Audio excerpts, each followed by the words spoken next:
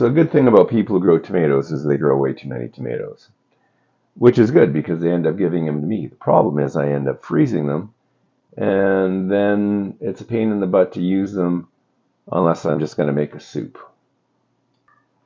So today I've decided to take some of my donated tomato bounty and make tomato paste. There seems to be a lot of liquid in this, so this is going to take a while. But here we go. I'm starting with 2.3 kilograms of frozen tomatoes. There's a lot of liquid in here, so I'm not sure how long this is going to take, or even how much paste I'm going to get out of it. Also, at some point, I'm going to throw in a couple of red bell peppers, but I have a long way to go. This isn't even thawed out yet.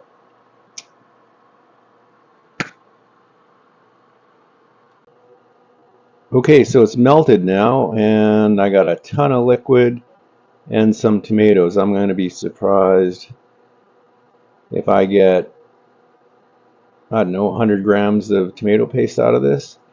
But either way, I got to boil off all that liquid, so we'll check back when that's done.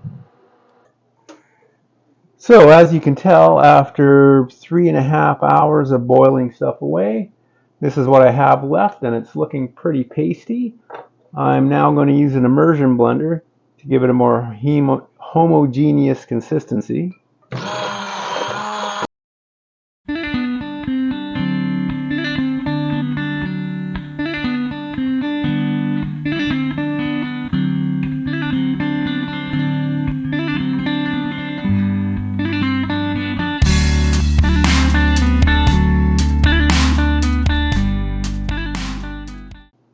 Okay, that's a fairly homogeneous consistency.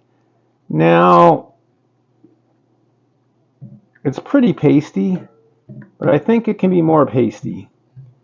So I'm going to transfer this to another container, and then I'm going to bake it. I'm taking it off the stove because I'm at the point now where there's so little moisture, you have to stir it constantly to stop it from burning.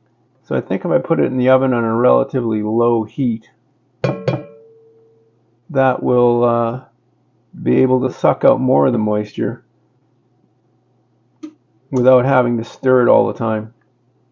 I think I will still have to stir it though, otherwise I'll end up with a brick of stuff in a container that I can't get out.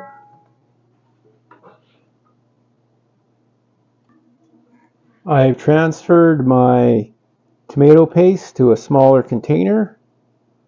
Maybe it should have been a little bigger. This might be a bit thicker than I intended. Anyway, and I've set my oven to about 110 Celsius or about 230 Fahrenheit. And I'm going to bake this for a while to get some more of the moisture out of it. And not sure how long that's going to take. I'm probably going to stir it about every 10 to 15 minutes though. After about an hour in the oven, our tomato paste looks like this. Doesn't really seem to have come down that much.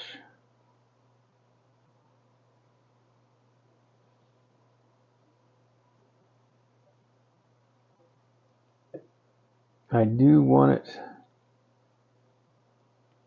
a bit thicker. So back in it goes.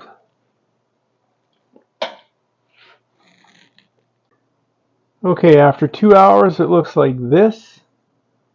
I don't think it's going to get much pastier, but I'll give it another hour, I guess. And then it's time to call it done, I think. Okay, I think we're going to call that done. So now I'm going to cut it into portions and freeze it. Out of that, I ended up with 550 grams of tomato paste. I've put it in my silicone cups. I'm going to let it cool a bit, and then I'm going to freeze it and put them in bags, and then I'll have tomato paste for whenever I need it.